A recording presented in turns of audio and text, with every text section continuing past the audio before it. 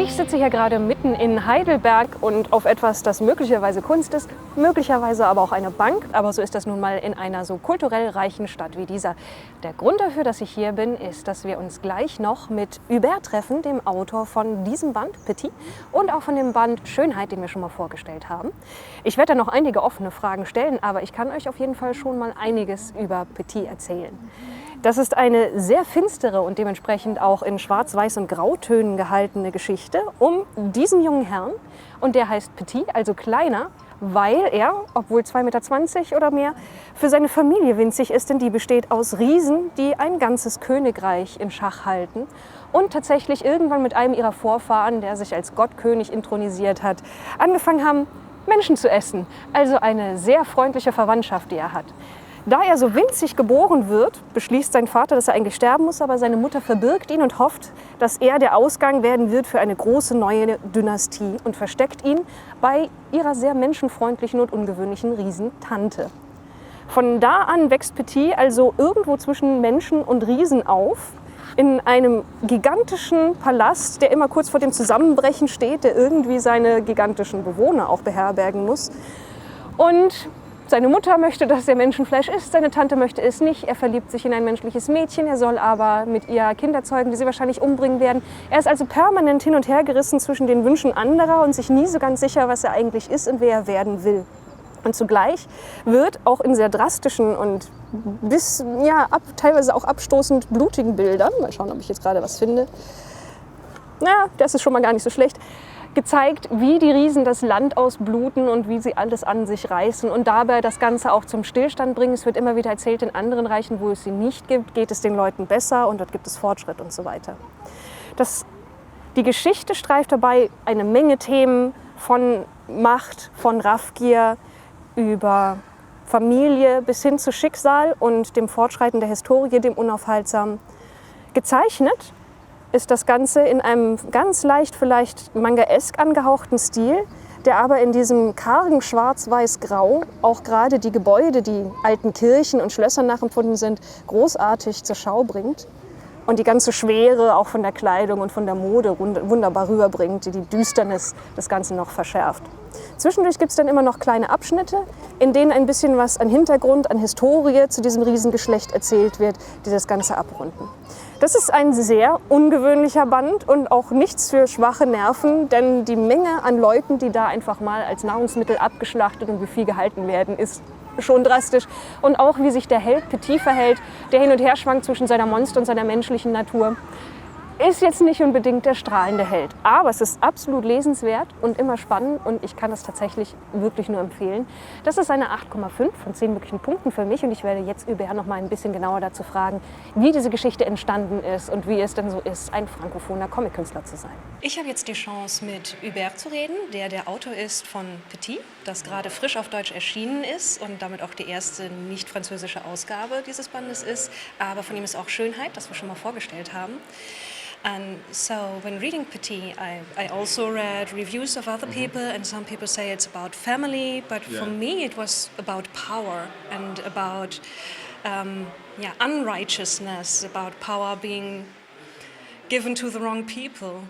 Yeah, it's a part of Petit because there is a lot of different thema in the book, but for me the real origin was something about family, in fact. Okay. The way the history of family and genetics and things like this are determining what we are. Because the real origin of the story was my mother was very ill a few years ago, and like in other family, we have a lot of secrets, untold stories. And because she was ill, a lot of things have been told that have been never told. And I discovered a lot of things which explain a lot about who I was and about questions I had. And I had this very strange impression that maybe I didn't exist, in fact. That all I was determined by the story of my mother and maybe of other person earlier in the story, and it was very strange.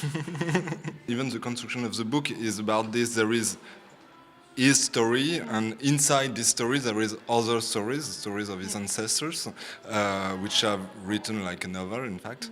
And all he does is determined by these other stories, in fact. He's always referring to something I've been told by your mother, and the story of an old ancestor who made this kind of thing or this kind of thing.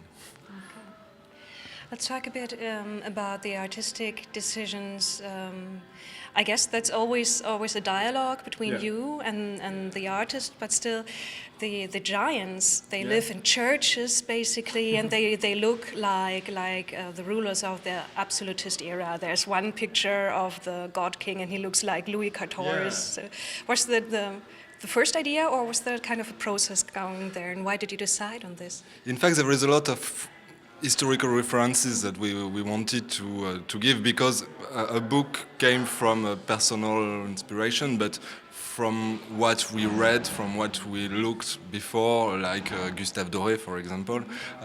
So the very Gothic and Renaissance look and designs came from these references, in fact. And there were two very old tradition in literature, which is Gothic novel or black novels, which is a kind of movement in literature which was born in 18th century, I think. And there was a lot of books written, like the manuscript found in Saragossa and Melmoth, and so. In this kind of stories, there is always, not in every story, but there is often gigantic castle with which are crumbling down with time, and a casted family, and so there were a lot of references in this book. Okay. Petit as a hero is a complicated figure, because it's not always easy to like him, actually, because he does eat human flesh sometimes. And he uses his cousin, who is drawn at least like she has Down syndrome. And he just uses her to get more power. And I don't think it's only for Nibi, his cousin. It's something more complicated, because he has high love, I would say, for Salah, but it's a bit idealized, and he can't really love her because he's afraid of destructing her, in fact. And he can have sensual love with his cousin because there is no danger, because he thinks himself like a kind of genetical bomb, in fact. For me, in life, we take our own decisions, of course, but a lot of things are out of our control, in fact. So we are always trying to take control, but we don't always succeed in. Okay. Excuse me for asking this, but Germans are always very curious about the Francophone tradition of comics, and about people actually choosing this profession as an author. So tell me a little bit about how you came to be an author and an artist, and what was the spark of inspiration? In fact, it was quite random, I would say. I didn't think I would be a bande dessinée author when I was young, because in fact I made studies in art school. I have a nice diploma in contemporary art, so I should make installation and things like this now. But at this time I met a friend, which is called Johan, who is now drawing Spirou in France, which is published in Germany too. And he made me rediscover bande dessinée, comics, in fact. And I was between contemporary art and writing. It was something which was inside of me, and I was trying to find something, so I was making installation with language and things like this. And the more the time was going on, the more I was going to the writing. And one day he asked me, why don't you write me a story? And I made it. It was never published, but I like it, and I write a second one, a third one. And one of these stories found a drawer who wanted to draw it, and it was my first, and I make another and another and another. Wechseln wir dann von französischer Comickunst nochmal zu deutschem Rollenspiel, und zwar zu Das Schwarze Auge.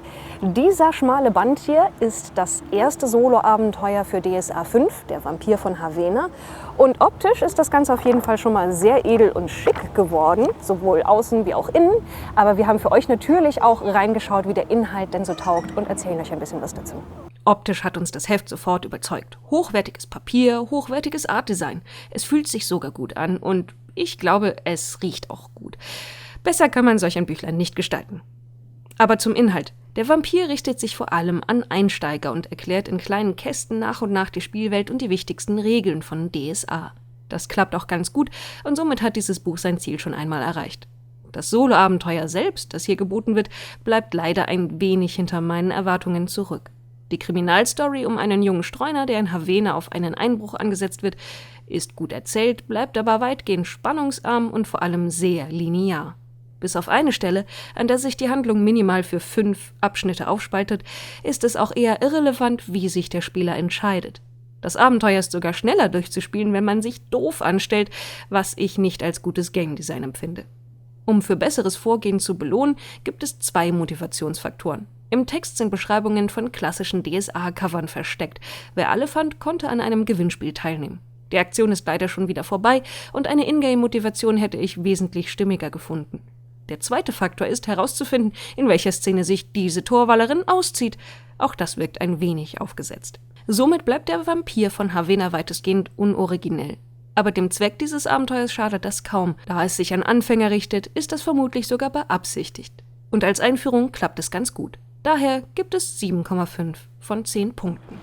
Damit verabschieden wir uns von euch und verlassen das windige, aber sehr schöne Heidelberg. Wir sehen uns dann demnächst wieder hier auf dem Kanal oder zum Beispiel auf der German Comic Con in Dortmund.